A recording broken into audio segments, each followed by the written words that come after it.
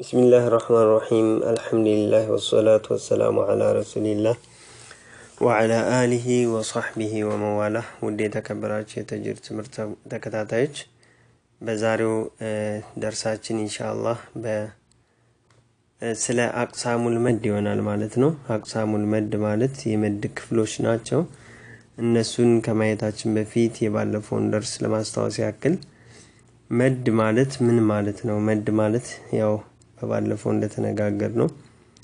በቋንቋ ደረጃ زيادة ወይም ጭማሪ ማለት ሲሆን በእስጢላህ ደረጃ ደግሞ በተጅዊድ ዕውቀት አዋቂዎች በተጅዊድ ምሁራኖች በኩል ያለው እይታ ደግሞ ሶስቱ የመድ ሐርፎች በሚመጡበት ጊዜ ማለት ከነ ክራይቴሪያዎቻቸው ማለት ነው በሚመጡበት ጊዜ ያንን እነሱ የመጡበትን ፊደል መሳብ ማለት ነው ለማስተዋወስ ያክል ሶስቱ የመድ ሐርፎች አሊፍ ያ እና ዋው ናቸው እዚህ ጋር በባለፈው እንደተነጋገርነው እነዚህ አሊፍ ያ ዋው ሙተሐሪክ ከሆኑ ተነባቢ ነው የሚሆኑት ማለት ነው ሙተሐሪክ ማለት እንደሆነ ለማየት ያክል ባን እንወስዳለን ባ ሙተሐሪክ ነው ማለት ወይ ፈትሃ ሲሆን ወይም ደግሞ ዶማ ሲሆን ወይም ደግሞ ከስራ በሚሆንበት ጊዜ ሐርፍ ባ ሙተሐሪክ ነው እንላለን ከሶስቱ አንዱን ሐረካ ከተቀበለ ማለት ነው ነገር ግን ምንም አይነት ሐረካ ከሌለው እስኩን ነው ማለት ነው እስኩኑን በዚህ መልኩ ቁርአን ላይ ተገልጾ ልናገኝ እንችላለን ክብ ነገር ማለት ነው ወይም ደግሞ ልክ እንደዚህ አይነት ቁርአን ላይ ማለት ነው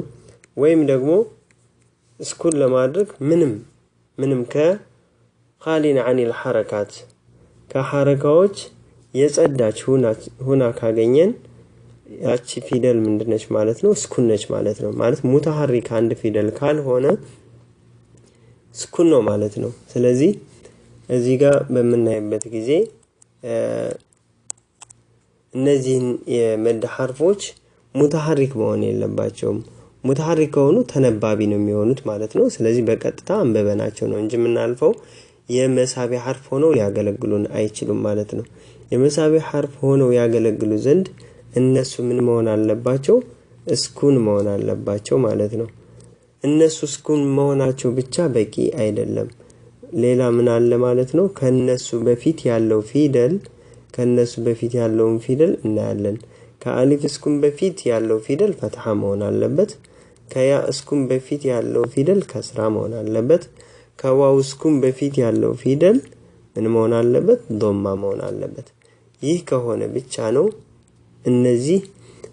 ሶስቱ የመድ ሐርፎች መሳቢያ ሆነው ሊያገለግሉ የሚችሉት ማለት ነው ኦኬ ይሄንን በባለፈው ደርስ አይተናል ማለት ነው ኢንሻአላህ በዛሬው ዕለት ደግሞ በዛሬው ደርሳችን የምናየው አቅሳሞችን ነው የመድ ክፍሎች አሉት አቅሳሙል መድ እነማን ናቸው የመጀመሪያው መደል አስሊ ይባላል መደል አስሊ ማለት ያው ሁላችሁም እንደምታውቁት አስሊ ነው ማለት መሰረታዊ ነው ማለት ነው ማለት ምንድነው አንድ እነዚህ የመድ ሐርፎች በዛ ቃል ላይ ያ ቃል ሲመሰረት በተፈጥሮ ማለት ነው እነሱ አንድ የዛ ቃል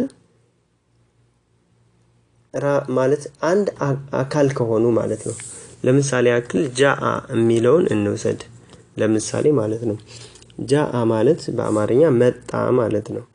አሁን መጣ በሚለው ወይም ጃአ በሚለው ቃል ላይ እቺ አሊፍ አለች አሊፍ እስኩን ነች ከሷ በፊት ደግሞ ጂም ፈትሃ ነው ስለዚህ መሳቢያ ነች ጃአ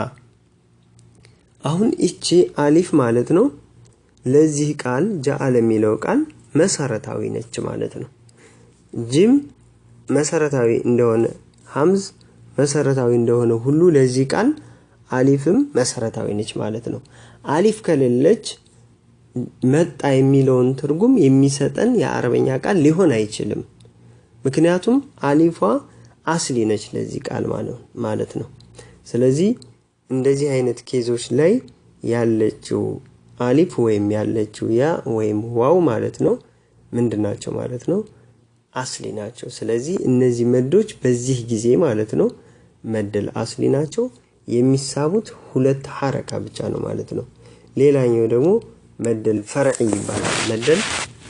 መደል ፈርዒ ማለት ደግሞ ምንድነው ፈርዒ ማለት ቅርንጫፋዊ ማለት ነው ማለት አስሊ ዋናና መሰረት ሲሆን ማለት ነው ፈርዒ ደግሞ ከመደል አስሊው ላይ በሆኑ ነገሮች ምክንያት ወደ መደል ፈርዒነት የሚቀየር ማለት ነው ለምሳሌ በሐምዝ ምክንያት በስኩን ምክንያት ማለት ነው እሱን ወደ ኋላ እንመለስበታለን አሁን መደል አስሊ ምንድነው መደል አስሊ ሌላኛው ስያሜ ምንድነው መደል ጦብዒ ይባላል መደል ጦብዒ ይሄ ሌላኛው ስያሜው ነው ማለት ነው መደል ጦብዒ ማለት እንደምታውቁት ተፈጥሯዊ የሆነ ነው ማለት ምንድነው በዛ ቃል ላይ ማለት ነው አረቦች ይሄንን አረበኛቸውን በሚናገሩበት ጊዜ መዱ እየሳቡ ነው አሁን ለምሳሌ ጃአ ሚለውን በሚናገሩበት ሰዓት ስበውት ነው የሚናገሩት ማለት ነው ከጂም በኋላ አሊፍን ስበውት ያንን መዱን ተግባራዊ አድርጎት በንግግራቸው በአረበኛ በቋንቋው በተፈጥሮ ማለት ነው እነዛ መዶች እየተሳቡ የሚነበቡ ናቸው ተፈጥሯዊ ናቸው ማለት ነው ስለዚህ እነዚህ መደል አስሊ ወይም መደል ጦብዒ የሚባሉት ማለት ነው ሁለት ሐረካ ብቻ ነው የሚሳቡት ሁለት ሐረካ